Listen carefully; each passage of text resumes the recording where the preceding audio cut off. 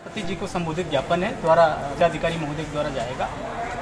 ये ज्ञापन क्या ईवीएम को लेकर क्या मांग है आपकी? देखो, ईवीएम को लेकर ये मांग है क्योंकि ईवीएम एक इलेक्ट्रॉनिक डिवाइस है और इलेक्ट्रॉनिक डिवाइस एक ऐसी डिवाइस होती है जिससे छेड़छाड़ संभव है। और मुझे जहाँ तक ज्ञात है कि हमारे जो बहुत सारे देश हैं, जो विकसित देश हैं, जिनकी टेक्नोलॉजी बहुत फास्ट है, जैसे जापान हो गया, आपका अमेरिका हो गया, आपका फ्रांस हो गया, जर्मनी हो गया, रूस हो गया, ये सब ईवीएम का जो है विरोध करते हैं, ईवीएम से चुनाव नहीं कराते हैं। आखिर हमारा देश क्यों कराता है? उन लोगों ने ईवीएम की टेक्नोलॉजी का आविष्कार किया, उन लोगों ने अपने देश में चुनाव कराने के लिए ईवीएम का प्रयोग किया। कुछ दिन के बाद जब देश में क्वेश्चन मार्क लगने लगा कि ईवीएम जो है निष्पक्ष चुनाव नहीं करा सकती है, उन लोगों ने अपने देश में ईवीएम को बैन कर दिया। फिर हमारे देश में भी ईवीएम हटाओ का नारा लगाया जा रहा। लोकतंत्र को बचाने के लिए ईवीएम कहीं न कहीं जो है दुष्प्रभाव छोड़ रही है। जब जनता की मांग है कि ईवीएम से चुनाव नहीं होना चाहिए, बैलेट से चुनाव होना चाहिए, तो निर्वाचन आयोग का किस चीज़ की आपत्ति है? क्यों नहीं ईवीएम हटाना चाहती है? क्यों भारत सरकार को आपत्ति है? क्यों ईवीएम से आप चुनाव करा रहे हो? आप बैलेट से चुनाव कराइए।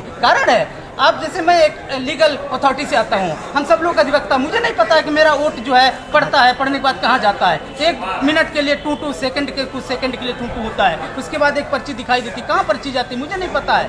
तो वो बैलेट पेपर कहाँ जाता है, कोई जानकारी नहीं है। कोई भी समाज ये कह दे कि मैं वोट डालता हूँ, मैं श्योर हूँ कि मेरा वोट फला पार्टी को गया है। ये क्या तो, अगर ईवीएम हट जाती है, क्या निश्चित है कि आपके वोटों की चोरी नहीं होगी? बिल्कुल, मेरे अधिकार की चोरी नहीं होगी, हमारे संविधान की चोरी नहीं होगी, हमारे वोट की चोरी नहीं होगी। कम से कम मुझे संतुष्टि होगी कि मैं जो चुनाव कर रहा हूँ, मैं उस प्रत्याशी को वोट दे रहा हूँ जिस प्रत्याशी को वोट मिल रहा है। लेकिन कुछ ऐसे राज्य हैं जो लगातार भाजपा सरकार हार रही है।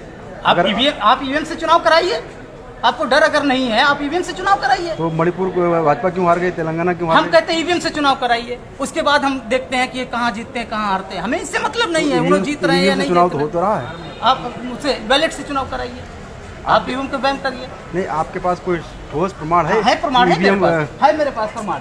ज्ञापन देना जरा। मेरे पास प्रमाण है। एक कंपनी है, एक हमारे अधिवक्ता महोदय हैं, उन्होंने जो है आरटीआई के माध्यम से निर्वाचन आयोग से मांगा कि आप ये बताइए कि 2014 से लेकर और 2019 तक आपने टोटल कितनी ईवीएम खरीदी हैं।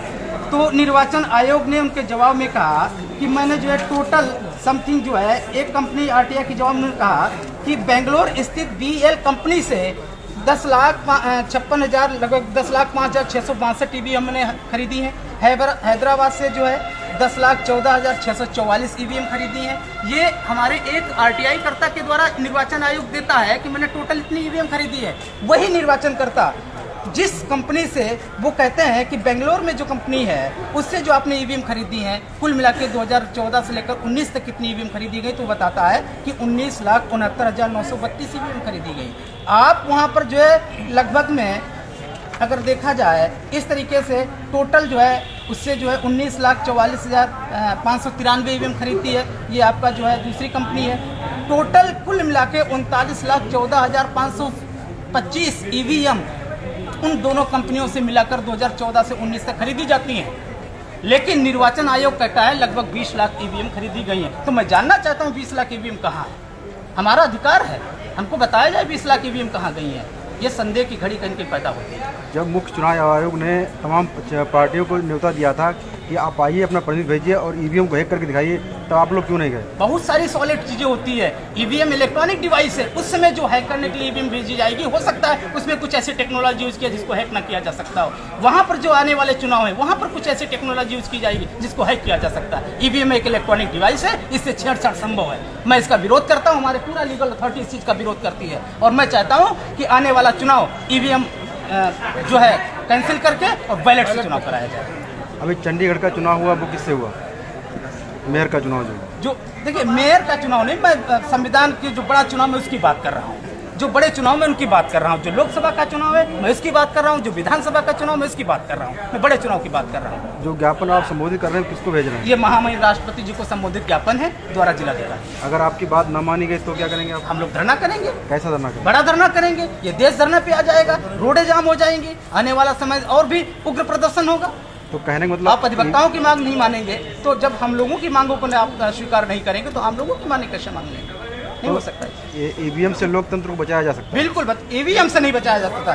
ईवीएम हटेगी तो लोकतंत्र बचेगा। ईवीएम हटेगी, बैलेट पेपर से आप चुनाव कराइए, लोकतंत्र बचेगा। क्या अभी लोकतंत्र नहीं है क्या? लोकतंत्र खतरे में है। कैसे खतरे? संविधान खतरे में है। इससे बड़ी और बात क्या हो सकती है?